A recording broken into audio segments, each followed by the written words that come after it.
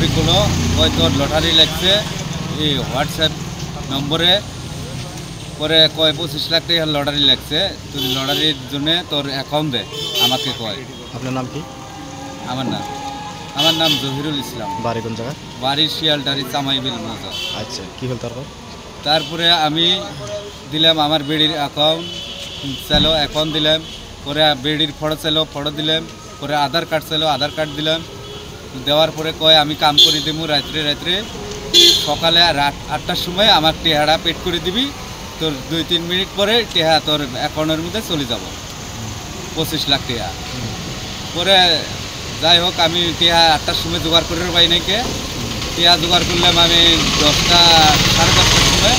পরে কম্পিউটারত আসিয়ে টেহাটা পেড করে দিলাম গুগল পের মধ্যে 12,100 টেহা দিলাম। পরে কম্পিউটার এলাকা 100 দিলাম, 12,200 টেহা আমার গেল টোটাল।